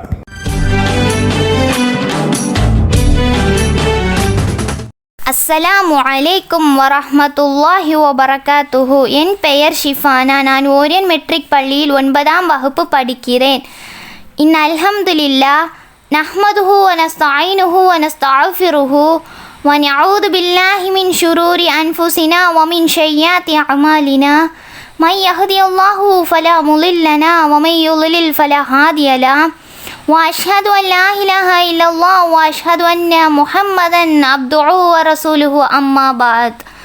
நாவை பேணுவோம் என்ற தலைப்பில் ஒரு சில விஷயங்களை உங்களிடம் பகிர்ந்து கொள்ள விரும்புகிறேன்.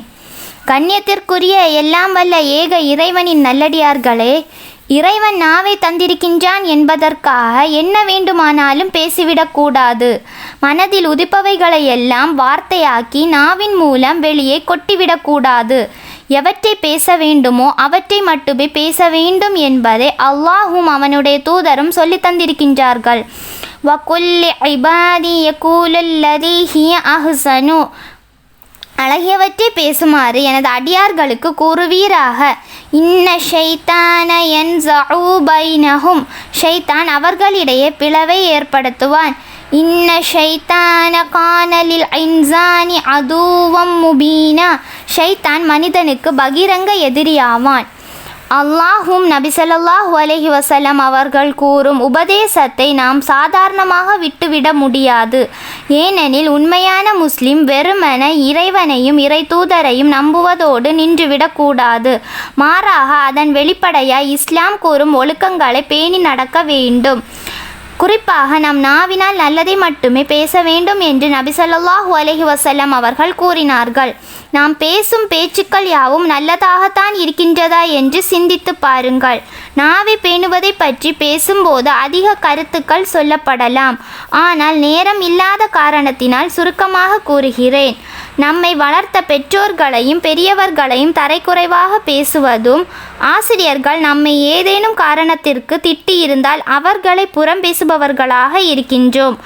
அதுபோல் நம்மை யாரும் கவனிக்கவில்லை என்று கருதி அந்நிய ஆண்களிடம் சர்வசாதாரணமாக கைபேசியில் நம் நாவினால் தவறான வார்த்தைகளை பேசி தவறான பாதைக்கு பல பேர் செல்கிறார்கள். ஆனால் அல்லாஹ் நம்மை மிக நெருக்கத்தில் கண்காணித்து கொண்டிருக்கின்றான் என்ற இரையச்சமெல்லாம் நம் நாவை பேணாமல் நாசத்தின் பக்கம் சென்று கொண்டிருக்கின்றோம். அல்லாஹுடைய தூதர் கூறும்போது, மன் யல்மன்லி, தம் 2 தாடைகளுக்கு இடையே உள்ளதற்கும், மா பைன லஹ்யைஹி வமா பைன ரிஜ்லைஹி, தம் 2 கால்களுக்கும் இடையே உள்ளதற்கும் என்னிடம் உத்தரவாதம் அளிப்பவருக்கு அல்மன் லஹு ஜன்னத, நான் சொர்க்கத்திற்கு உத்தரவாதம் அளிக்கின்றேன். ஆகவே நாவையும் அரை உரைப்பையும் அடக்குவது எவ்வளவு சிரமம், நிரந்தர காரியம் என்பதை இதிலிருந்தே நாம் உணரலாம். இன்ஷா அல்லாஹ் நாம் அனைவரும் நாவை பேணக்கூடிய மக்களாக இருக்க அல்லாஹ்விடம் பிரார்த்தனை செய்து எனது உரையை நிறைவு செய்கிறேன். வாஹிர் தஹ்வானா அல்ஹம்துலில்லாஹி ரப்பில் ஆலமீன். அஸ்ஸலாமு அலைக்கும் வரஹ்மத்துல்லாஹி வபரகாத்துஹு.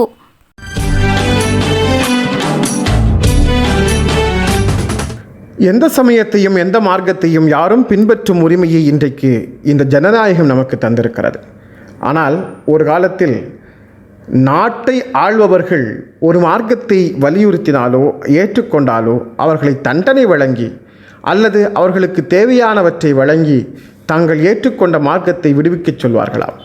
அப்படி தான் ஏற்றுக்கொண்ட லா இலாஹா என்னும் இந்த சத்திய மார்க்கத்தை ஏற்றுக்கொண்டவர்களுக்கு பொன்னும் பொருளும் வழங்கி நாடும் அந்தஸ்தும் வழங்கி நிறைய ஆஃபர்களை வழங்கி விடச் சொன்ன போதும் தான் கொன்ற கொள்கையில் பற்றி கொண்ட பிடிப்பில் நித்தமும் நின்று நிலைத்த பெருந்தகைகளாக சஹாபாக்கள் விளங்கியிருக்கிறார்கள். இதோ ஹுதாஃபா ரலியல்லாஹு அன்ஹா அவர்களுடைய வரலாற்றை அழகாக நம்மோடு பகிர்ந்து கொள்கிறார். நபித்தோழர் வாழ்வில் ஓர் நிகழ்வு என்னும் பகுதியை தொடர்ந்து ரமலான் வசந்தம் நிகழ்ச்சியில் வழங்கி வரும் ஜசீரா அவர்கள்.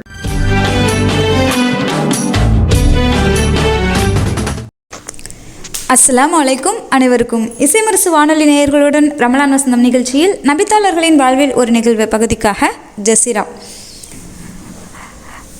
அப்துல்லாஹ் பின் குதாஃபா ரலியல்லாஹு அன்ஹு இவங்க யார் அப்படின்னா, உமர் இப்னு ஹத்தாஃப் ரலியல்லாஹு அன்ஹு அவங்க வந்து ரோம் தேசத்திற்கு ஒரு படையை அனுப்பி வைக்கிறாங்க. அந்த படையின் தளபதியாக இருந்தவங்க தான் அப்துல்லா பின் குதாஃபா ரலியல்லாஹு அன்ஹு அவங்க. இந்த படை வந்து ரோம் தேசத்திற்கு போகுது. ரோம் தேசத்தோட அரசன் வந்து இந்த படையை வந்து சிறைப்பிடிச்சு வச்சிடுறான். அந்த படையின் தளபதியான அப்துல்லா பின் குதாஃபா ரலியல்லாஹு அன்ஹு அவங்கள கூப்பிட்டு அந்த அரசன் வந்து பேசுகிறான். என்ன அப்படின்னா, என்னோட ஆட்சி வந்து ரொம்ப விசாலமானது, இங்கே செல்வங்கள் அதிகமாக இருக்குது. என்னோடய ஆட்சியில் பாதியை நான் உனக்கு எழுதி வச்சிடுறேன், என்னோடய ஆட்சியை பாதியை உனக்கே கொடுத்துட்றேன், நீ லா இலாஹா இல்லல்லாஹ்வை மட்டும் விட்டுவிடு அப்படின்னு சொல்கிறான். அதுக்கு அப்துல்லா பின் குதாஃபா ரலியல்லாஹு அன்ஹு அவங்க சொன்னாங்களாம், இந்த உலகத்தோட ஆட்சியவே நீ எனக்கு கொடுத்தாலும் சரி, நான் விடமாட்டேன் லா இலாஹா இல்லல்லாஹ்வை அப்படின்னு சொல்லி. அல்ஹம்துலில்லாஹ். சரி, இவன் சரிப்பட்டு வர மாட்டான் போல இருக்குது, இவனை பயமுறுத்திடலாம் அப்படின்னு நினச்சி அவங்க கூட வந்த அப்துல்லா பின் குதாஃபா ரலியல்லாஹு அன்ஹு அவங்க கூட இருக்கிற படைகளில் இருந்து 2 காவலாளிகளை கூப்பிட்டு ஒரு பெரிய பாத்திரத்தில் தண்ணி கொதிச்சிட்ருக்கு. அந்த கொதி தண்ணியில் தூக்கி 2 பேரை தூக்கி போடுறாங்க. அவங்க உயிரை விட்டு அவங்களோட உடம்புகள் அங்கங்கே பிரிஞ்சு வந்துடுது. இதை பார்த்து அவங்க பயந்துருவாங்க, இவங்க பின்வாங்கிடுவாங்க அப்படின்னு சொல்லி அவனோட நினப்பு. அப்பையும் அவர்கள் விடவில்லை லா இலாஹா இல்லல்லாஹ்வை. சரி, இவன் இதுவதுக்கெல்லாம் அசைய மாட்டான் போல இருக்கு அப்படின்னு நினச்சிட்டு, நான் உனக்கு மரண தண்டனை விதிக்கிறேன் அப்படின்னு சொல்லிடுறான். அப்துல்லா பின் குதாஃபா ரலியல்லாஹு அன்ஹு கலங்கலை. அவங்கள அந்த பாத்திரத்தில் தூக்கி போடுறதுக்கு தூக்கி போடுவாங்கள்ல, அப்படி உயர்த்தும் போது அப்துல்லா பின் குதாஃபா ரலியல்லாஹு அன்ஹு அவங்க கண் கலங்கினாங்களாம். இதை பார்த்துட்டு ரோம் தேச அரசனுக்கு வந்து மனசெல்லாம் அப்படி குளிர்ந்து போகுது. இவன் வந்து பயந்துட்டான், லா இலாஹா இல்லல்லாஹ்வை அவன் விட்டுருவான் அப்படின்னு சொல்லி கேலி பண்ணுறான். என்ன பயந்துட்டியா, உன்னோட உயிரை விடுறதுக்கு தயாராக இல்லையா, உன்னை நான் விடுதலை செஞ்சு விடுறேன், நீ வந்து லா இலாஹா இல்லல்லாஹ்வை விட்டு விடு அப்படின்னு சொல்லி கிண்டலாக கேட்குறான். அதுக்கு அப்துல்லா பின் குதாஃபா ரலியல்லாஹு அன்ஹு சொன்னாங்களாம், எனக்கு இருக்கிறது இந்த ஒரு உயிர், இந்த ஒரு உயிரையும் நான் இஸ்லாத்துக்காக தியாகம் பண்ணிட்டேன்னா மறுபடியும் எனக்கு தியாகம் செய்கிறதுக்கு எனக்கு எங்கிட்ட வேறு எந்த பொருளும் இல்லையேன்னு நினச்சி தான் நான் வருத்தப்படுறேன். என்னோடய உடம்புல உள்ள ரோமங்கள் அத்தனையும் உயிராக இருந்தோம், அந்த உயிர்கள் அத்தனையும் இதே மாதிரியே சித்திரவதைப்பட்டு நான் மௌத்தாகி போனாலும் நான் விடமாட்டேன் லா இலாஹா இல்லல்லாஹ்வை அப்படின்னு சொன்னாங்களாம். திடுக்கிட்டு போன ரோமரசன் சொன்னானா, என் நெற்றியில் முத்தமிடு, நான் உன்னை விடுதலை செய்து விடுகிறேன் அப்படின்னு சொல்லிட்டேன். அதுக்கு அப்துல்லா பின் குதாஃபா ரலியல்லாஹு அன்ஹு சொன்னாங்களாம், என் கூட வந்த நபித்தோழர்களையும் நீ விடுதலை செய்யணும், என் கூட வந்த என்னோட தோழர்களையும் நீ விடுதலை செய், நான் உனக்கு முத்தமிடுறேன் அப்படின்னு சொல்லி அங்கேருந்து அவங்க விடுதலையாகி போயிடுறாங்க. உமர் இப்னு கத்தாஃப் ரலியல்லாஹு அன்ஹு அவங்கக்கிட்ட போய் நடந்த விஷயங்கள் அத்தனையும் சொல்கிறாங்க. இதை கேட்டுட்டு உமர் கத்தாஃப் ரலியல்லாஹு அன்ஹு சொன்னாங்களாம், இந்த நிமிஷம் இந்த உலகத்தில் இருக்க அத்தனை முஸ்லீம்களுக்கும் ஒரு கடமை என்ன அப்படின்னா, அப்துல்லா பின் குதாஃபா ரலியல்லாஹு அன்ஹு அவங்களோட நெற்றியில் முத்தமிட வேண்டும் அப்படின்னு சொல்லி. அல்ஹம்துலில்லாஹ். அவங்கள அங்கேருந்து விடுதலையாக்கானது ஒரு விஷயம் என்ன அப்படின்னா, ஈமான், அவங்களோட உறுதியான ஈமான், இஸ்லாத்தின் மீது அவங்க கொண்ட நிலைப்பாடு, அதுதான் அவங்கள விடுதலை அடைய செஞ்சுது. இதிலேருந்து நமக்கான படிப்பினைகள்லாம் என்ன அப்படின்னா, ஒரு சின்ன சின்ன விஷயத்துக்கும் சோர்ந்து போய்டுறோம். அல்லாஹ் ஏண்டா என்னைய சோதிக்கிற அப்படின்னு சொல்லிடுறோம். நம்ம எவ்வளோ தூரம் உறுதியாக இருக்கோம் அப்படிங்கிறதுக்கு இந்த மாதிரியான சம்பவங்கள்லாம் நமக்கான ஈமான் இன்னும் மேலும் உறுதியாக்கிக்கிறதுக்கு ஒரு படிப்பினையாக இருக்குது. அல்லாஹ் நம் ஈமானை உறுதியாக்கி தருவானாக. ஆமீன். சுப்ஹான ரப்பிக ரப்பில் இஸ்ஸத்தி அம்மா யசிஃபூன். அஸ்ஸலாமு அலல் முர்சலீன் அல்ஹம்துலில்லாஹி ரப்பில் ஆலமீன். அஸ்ஸலாமு அலைக்கும்.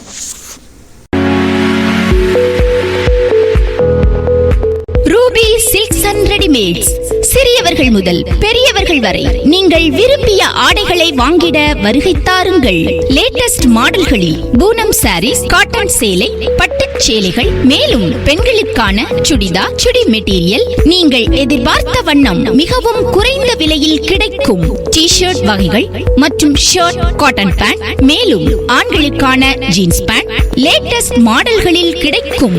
சுடி மெட்டீரியல், சுடிதார் போன்றவை, சிறுமிகளுக்கான ஃப்ராக், வெஸ்டர்ன் செட், சிறுவர்களுக்கான பேண்ட் ஷர்ட் எங்களிடம் 5% முதல் 10% வரை தள்ளுபடி உண்டு. ஆடைகள் என்றாலே உங்கள் நினைவுக்கு வருவது ரூபி சில்க்ஸ் அண்ட் ரெடிமேட்ஸ் தாங்க. போன் 253983, பெரிய தெரு, மணிக்கூண்டு அருகில், பட்டுக்கோட்டை. நாம் நல்ல வாழ்க்கை வாழ வேண்டும் என்றால் நாம் மரணத்தை குறித்து யோசிக்க வேண்டும்.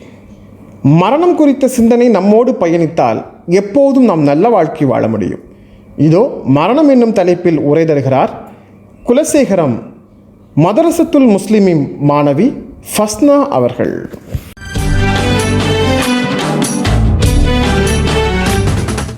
அஸ்ஸலாமு அலைக்கும். என் பெயர் ஃபஸ்னா. நான் குலசேகரம் மதரசத்துல் முஸ்லிமின் மாணவி. யா அய்யுஹல்லதீன ஆமனு இத்தகுல்லாஹ ஹக்க துகாத்திஹி வலா தமூத்துன்ன இல்லா வஅன்தும் முஸ்லிமூன். நான் இன்று மரணம் என்னும் தலைப்பில் ஒரு சில வார்த்தைகள் பேசலாம் என நினைக்கிறேன். இந்த உலகில் பிறக்கின்ற எல்லா உயிர்களும் ஒரு நாள் மரணித்துதான் ஆக வேண்டும் என்பது இறைவன் வகுத்த விதி. உலகையே ஆட்டி படைக்கின்ற மன்னர்கள், செல்வாக்கு மிக்கவர்கள் உட்பட்ட கோடிக்கணக்கான மக்களை புதைத்த மண்ணிற்கு மேலே நாமெல்லாம் அமர்ந்து கொண்டிருக்கிறோம். இறைவன் நாடினால் ஒரு 100 வருடங்கள் கழித்து நாமெல்லாம் நிலத்திற்கு கீழும் அடுத்த தலைமுறை மேலாகவும் வாழ்ந்து கொண்டிருக்கும். இறைவனே அனைத்தையும் அறிந்தவன். நாம் அனைவரும் பல விஷயங்களில் வேறுபட்டிருக்கலாம். நம்முடைய குடும்பம் வேறு, சூழ்நிலை வேறு, படிப்பு வேறு, வேலை வேறு. ஆனால் அனைத்திற்கும் உள்ள ஒரே ஒற்றுமை மரணம். அனைவரும் கண்டிப்பாக மரணத்தை எதிர்நோக்கி கொண்டிருக்கின்றோம். குல்லு நஃப்ஸின் தாயிகத்துல் மவுத், ஒவ்வொரு ஆத்மாவும் மரணத்தை சுவைக்கக்கூடியது என்று வல்ல ரஹ்மான் தன் திருமறையில் கூறுகிறான். மரணத்தை அனைவரும் நம்புகிறோம். ஆனால் மரணத்திற்கு பிறகு ஒரு நிலையான வாழ்வு உண்டு என்ற விஷயத்தை நாம் மனிதர்கள் வேறுபடுகிறார்கள். மரணம் என்பது முடிவு அல்ல, அது நிலையான வாழ்வின் தொடக்கம் என்று அல்லாஹு தாலாவும் நபி ஸல்லல்லாஹு அலைஹி வஸல்லம் அவர்களும் நமக்கு உறுதியாக எடுத்து கூறினார்கள். எவர் ஈமான் கொண்டு சாலிஹான அமல்களை செய்து இறைவன் கட்டளைப்படி தான் வாழ்வை அமைத்து கொண்டாரோ அவர்களிடம் வானவர்கள் வருவார்கள். சொர்க்கம் உங்களுக்கு பரிசாக கிடைக்கப் போகிறது என்று நற்செய்தியை கூறுவார்கள். சூரத்துல் ஃபஜ்ரில் இறைவன் கூறுகிறான், யா ஐயத்துஹல் நஃப்ஸுல் முத்மஇன்னத், அமைதி அடைந்த ஆத்மாவே, இர்ஜிய இலா ரப்பிஹி ராலியத்துன் மர்லியா, இறைவனால் திருப்தி கொள்ளப்பட்ட நிலையிலும் உன்மீதும் திருப்தியோடும் உமது இறைவனிடம் திரும்புவாயாக. வதுகுலி ஃபி இபாத், நீ எனது அடியார்களுடன் சேர்ந்து கொள்வாயாக. வதுகுலி ஜன்னத், நீ எனது சுவனத்தில் நுழைவாயாக என்று அவருக்கு கூறப்படும். இதுவே ஒரு கெட்ட ஆன்மாவுடைய மரண வேளை வந்துவிட்டால் வானவர்கள் விகாரமான தோற்றத்துடன் கண்ணுக்கு எட்டும் தூரத்தில் வந்து அமர்வார்கள். வானவர்கள் உயிரை கைப்பற்றும் போது அவனுடைய உயிர் ஓடி ஒளிந்து கொள்ளும். கம்பளி துணியிலிருந்து முள்கம்பியை பிடுங்கி எடுப்பது போன்று உயிரை பிடுங்கி எடுப்பார்கள். மரணத்தோடு அமல்கள் செய்வதற்கான அவகாசம் முடிவடைகிறது. இந்த உலகில் ஒருவர் செய்த அமல்களை வைத்து மரணத்திற்கு பிறகான அவருடைய வாழ்க்கையை தீர்மானிக்கப்படுகிறது. எனவே அல்லாஹுடைய திருப்தியை பெற்ற நிலையில் நம்முடைய மரணமாவே வேண்டுமானால் அல்லாஹும் அவனும் தூரதும் காட்டிய பாதையில் நாம் பயணிக்க வேண்டும். இறையச்சமுடையவர்களாக கடமைகளை நிறைவேற்ற வேண்டும். நம்முடைய பாவங்களுக்காக இறைவனிடம் பாவ மன்னிப்பு தேட வேண்டும். நன்மைகளை அதிகம் செய்ய வேண்டும். அவர்கள்தான் வெற்றி பெற்றவர்கள். இப்படி வெற்றி பெற்ற அடியார்கள் இறை பொருத்தத்தோடு மரணிக்கக்கூடிய பாக்கியத்தை இறைவன் உங்களுக்கும் எனக்கும் தந்தருள்வானாக என்று கூறி எனது உரையை முடித்துக் கொள்கிறேன். அஸ்ஸலாமு அலைக்கும் வரஹ்மத்துல்லாஹி வபரகாத்துஹு.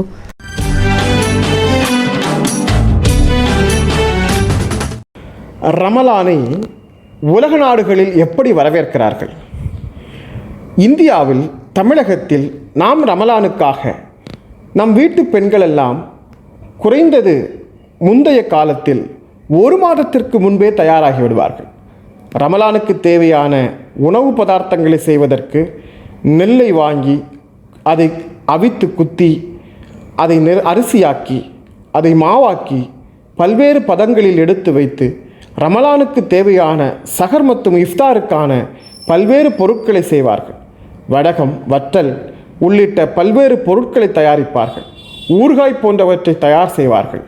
ரமலானுக்கு தேவையான அனைத்து அம்சங்களும் ஒரு மாதத்திற்கு முன்பே களைகட்ட துவங்கிவிடும். இப்படி நாம் வரவேற்கும் இந்த ரமலான் உலக நாடுகளில் எப்படி வரவேற்கப்படுகிறது? இன்றைய ரமலான் துளிகள் பகுதியில் எழுத்தாளர் குளச்சல் அசீம் பகிர்ந்து கொள்கிறார்.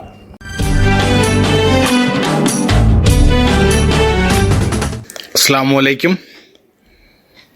இசை முரசு எஃப்எம் இணைய வானொலி நேயர்களுக்கு ரமலான் வசந்தம் நிகழ்ச்சியில் இன்று ரமலான் துணுக்குகள் பகுதியில் நாம் பார்க்க இருப்பது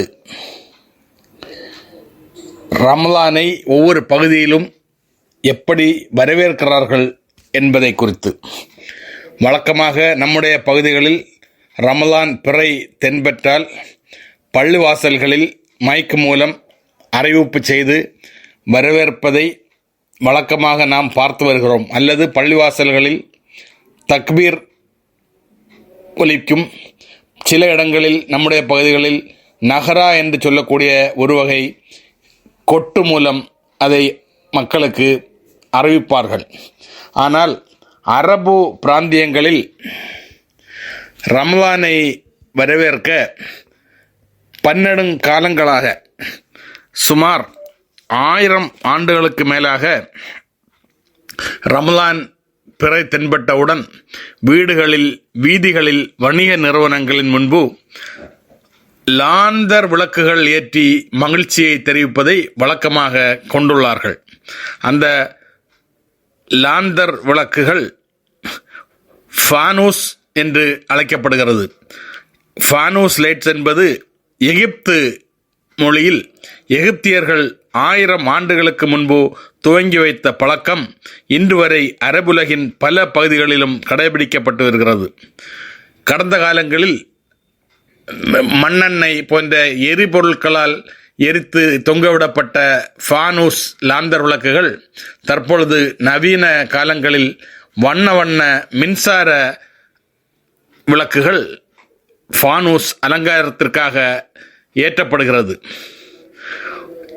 இது மட்டுமல்ல, போஸ்னியா, துருக்கி போன்ற நாடுகளில் நூற்றுக்கணக்கான கலைஞர்கள் அணிவகுத்து ட்ரம் இசைத்தபடி பைத் பாடல்கள் பாடி ரமலான் மாதம் பிறந்துவிட்டதை ஊருக்கு அறிவிக்கும் பழக்கம் இன்று வரை கடைபிடிக்கப்படுகிறது. அந்த வகையில் அரபுலகில் ரமலானை வித்தியாசமான ஃபானூஸ் என்று சொல்லக்கூடிய ஒரு லாந்தர் விளக்கேற்றி ரமலான் பிறை பிறந்ததை தங்களுக்குள் மகிழ்ச்சியோடு தெரிவித்துக் கொள்கிறார்கள். இன்ஷா அல்லாஹ் நாளை மற்றொரு ரமலான் துணுக்குகளோடு உங்களை சந்திக்கும் வரை அஸ்ஸலாமு அலைக்கும். அரசியல், சினிமா, வர்த்தகம் எல்லாம் அழகாய் கொண்டு சேர்த்திட mega digital flex and banner. திருமண விளம்பரம், ஓடிங் போர்டுகள், உடனடி பேனர்கள் செய்திட mega digital flex and banner. Mega digital flex and banner, மவுண்டோ, அடையார், கோயம்பேடு மற்றும் திருவொற்றியூர். போன் 9400074666. இணையில்லா அந்த இறைவனை புகழ்ந்து எத்தனை வார்த்தைகளில் கவிதை பாடினாலும் பாடல் பாடினாலும் ஈடாகுமா? இணையில்லா இறைவனுக்கு எதுவும் இணையாகாது, ஈடாகாது. இதோ இணையில்லா இறைவனே என்னும் புகழ் பாடலை தர ஈரோடு அப்துல் கனி மதரசா உயர்நிலைப்பள்ளி மாணவி ஹாஜரா ஃபாத்திமா வருகிறார்.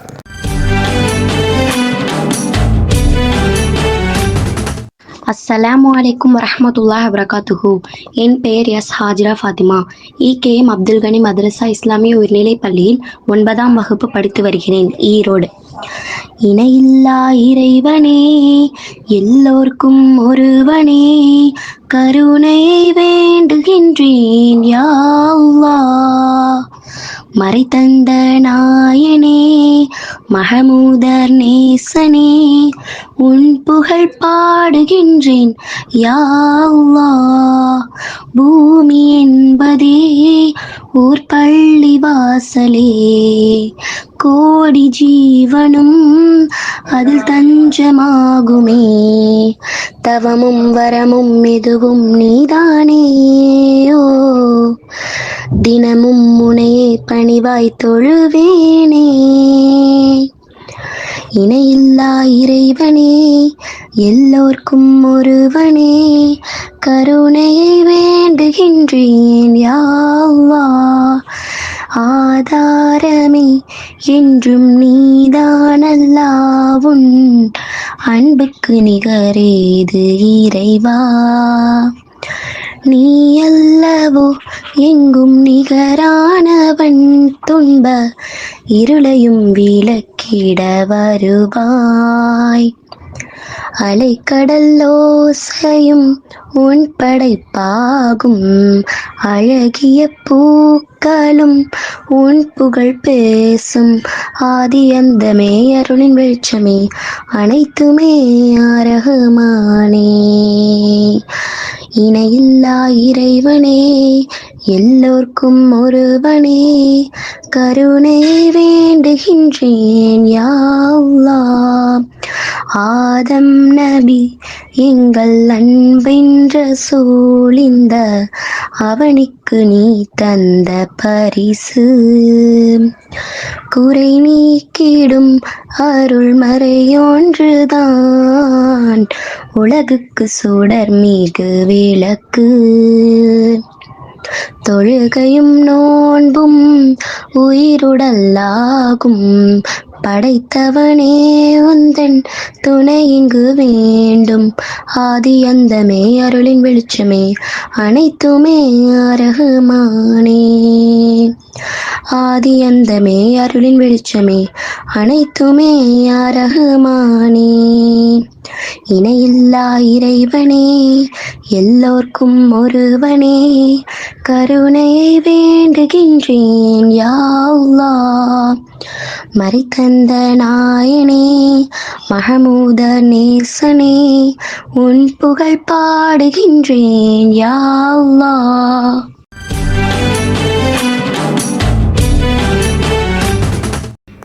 நேர்களை இந்திய ரமலான் வசந்தம் நிகழ்ச்சியின் நிறைவு பகுதிக்கு வந்திருக்கிறோம். இந்த நிகழ்ச்சியில் இடம்பெற்ற அனைத்து தகவலும் தங்களுக்கு பயனுள்ளதாக இருந்திருக்கும் என்று நம்புகிறோம். நிகழ்ச்சி குறித்த உங்களுடைய மேலான கருத்துக்களை இசை முரசின் இணைய வானொலியினுடைய ஆண்ட்ராய்டு அப்ளிகேஷன் இணைக்கப்பட்டிருக்கும் வாட்ஸ்அப் வழியாகவும் சோஷியல் மீடியாவில் கமெண்ட் வழியாகவும் தெரியப்படுத்துங்கள். இந்த நிகழ்ச்சியை நீங்கள் எப்போதும் இசை முரசு எஃப்எம் என்னும் ஃபேஸ்புக் பேஜ் மூலமாகவும் யூடியூப் சேனல் மூலமாகவும் கேட்டு மகிழலாம், மற்றவர்களுக்கும் பகிர்ந்து கொள்ளலாம். நிகழ்ச்சியில் பங்கேற்றவர்களுக்கு நன்றி சொல்லி, கேட்டு ரசித்த நேயர்களுக்கு நன்றி சொல்லி, மீண்டும் மற்ற நிகழ்ச்சியில் சந்திக்கும் வரை நன்றியும் சலாமும் சொல்லி விடைபெற்றுக் கொள்கிறோம். அஸ்ஸலாமு அலைக்கும்.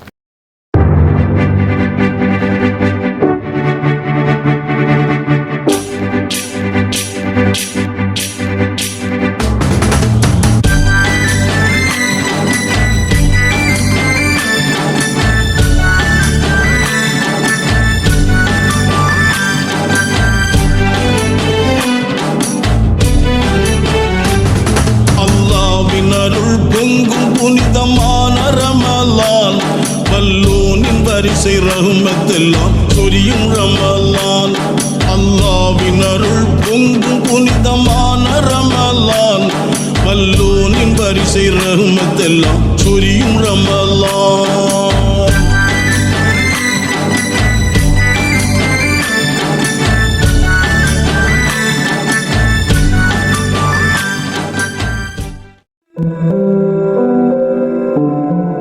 இணையதள தேரில் ஏறி உலகெல்லாம் வலம்பெறும் இசை முரசு வானொலி. இது இதயங்களை இணைக்கும் வானொலி.